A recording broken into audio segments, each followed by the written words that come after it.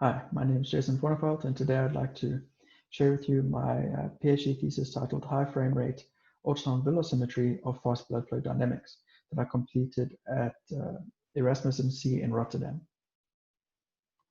So the overarching goal of my PhD project was to develop a technique for earlier diagnosis of heart failure. Heart failure is defined as when the heart can't supply enough oxygenated blood to meet the requirements of the body. It's one of the leading causes of death worldwide. In the center image, you see a healthy heart. Specifically, we're interested in the left ventricle, which is the chamber of the heart responsible for pumping the oxygenated blood out to the rest of the body. In this left heart, you see a dilated and thin-walled left ventricle. This is a form of heart failure where the left ventricle doesn't have the power to pump the oxygenated blood out to the rest of the body. On the right here, we see another form of heart failure where the wall has become thick and stiff and doesn't have the flexibility needed to allow blood in during filling, which means that there's less volume to eject during ejection. So at present, we can diagnose heart failure when we reach these sorts of stages, but this is not soon enough. We believe that it is believed that by diagnosing heart failure earlier, we will have better treatment options, and our current treatment strategies will be more effective. We believe that by studying the blood flow in the left ventricle, that we can earlier diagnose heart failure and earlier assess left ventricular function. Because the blood in the left ventricle reflects the function of the heart. So in terms of technology, Doppler ultrasound is able to measure blood flow in the heart already. However, it's limited in the fact that it can only tell you the blood flow component moving towards or away from the transducer. It isn't able to measure blood flow perpendicular to the transducer. So this transverse component in yellow, we can't measure that with Doppler. There are methods, there are techniques using ultrasound that are able to measure multi-component blood flow. One of them is called echo particle image velocimetry, or echo PIV for short. And what you do here is you inject ultrasound contrast agent, which are tiny microbubbles, typically a few microns in diameter. And with these microbubbles in the bloodstream, you record a ultrasound movie. And with your movie, you follow the motion of the bubbles. So what you do is you split your image up into little blocks, and within that block, you can measure the mean displacement of the bubbles, and that tells you what the displacement was for that block. If you do multiple blocks all over the region of interest, you can create what's called a vector field. As you can imagine, if you have very high velocity flows, the bubbles will move very far. And if your frame rate isn't high enough in your video, these bubbles are going to move outside of your block, and you're not going to be able to track them anymore. So that's one of the limitations of current echo PIV, and that's what my thesis tried to address. Instead of using conventional ultrasound imaging, we're using what's called high frame rate ultrasound imaging, which I'm going to explain now. So conventional ultrasound imaging works by transmitting a focus pulse in a certain direction, and then constructing a single image line from that focus pulse. You then change the angle slightly, transmit another image line, and reconstruct another part of your image. You do this typically hundreds of times, and you can create one ultrasound image. High frame rate ultrasound imaging, though, you transmit a diverging wave pulse, and you can construct a single image from a single pulse. So this way, we change our frame rate from typically about 50 frames a second to over 1,000 frames per second. However, you do lose image quality. So in order to test whether we could do high frame rate echo PIV and whether it addressed the limitations of conventional echo PIV, we had to start from the beginning. And whenever you develop a new technology, you have to prove that it's accurate and that it works.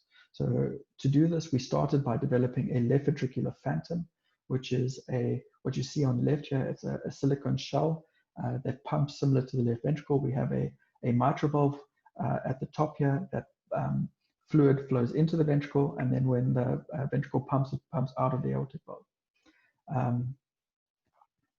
The reason why we wanted such an in vitro model was because we needed a reference, and the reference we used is the industry gold standard for fluid flow measurement called optical PIV. And what you do here is you shine a laser sheet which illuminates scatterers flying around in the fluid, and then use a high speed, high resolution camera to track the motion of scatterers, similar to echo PIV but using lasers and cameras. So here we see on the left, we have the optical reference on the left, and we have our high frame rate echo PIV on the right.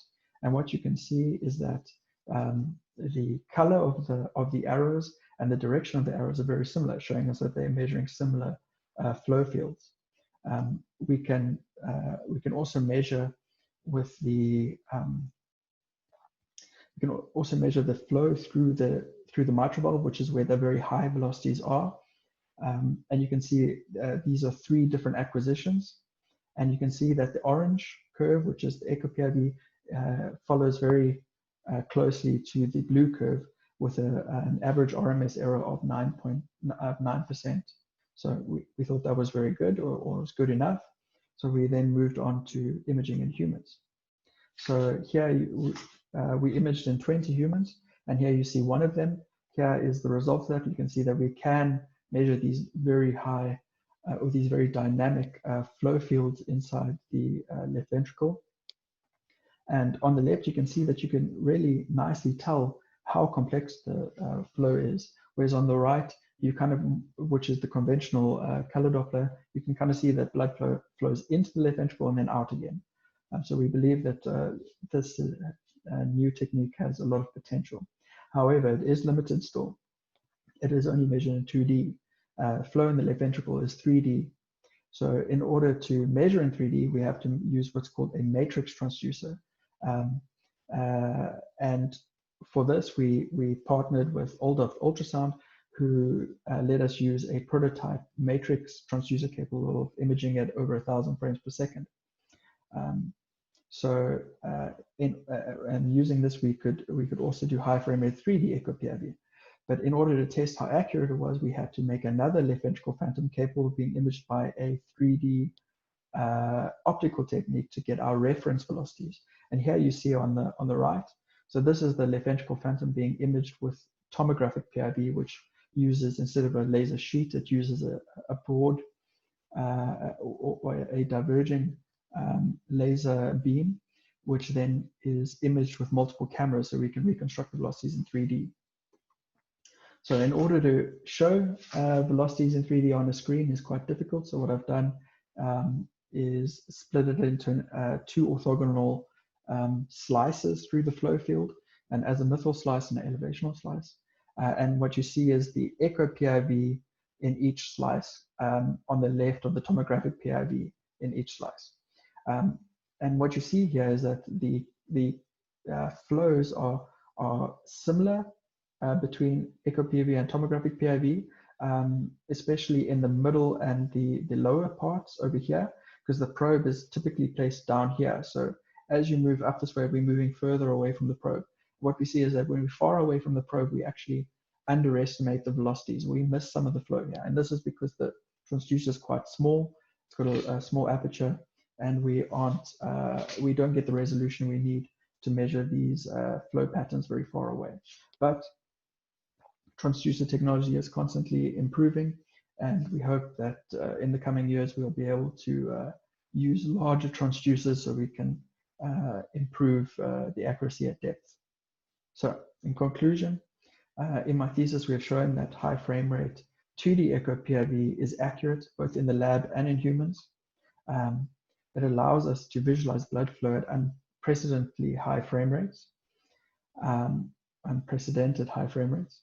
And it's very promising for studying the relationship between blood flow and cardiovascular disease. We've made significant progress in 3D echo PIV, and this work will pave the way for future improvement. We've also designed and fabricated a novel left ventricle phantom, which we've used for validating echo PIV, but we've used it for validating 4D flow MRI, which is also an MRI-based technique that has a lot of promise for this application as well. So this work was done in collaboration with many universities and companies. So I have to thank everyone in this list down here. So, and yeah, thank you all of you for listening. And that's my presentation.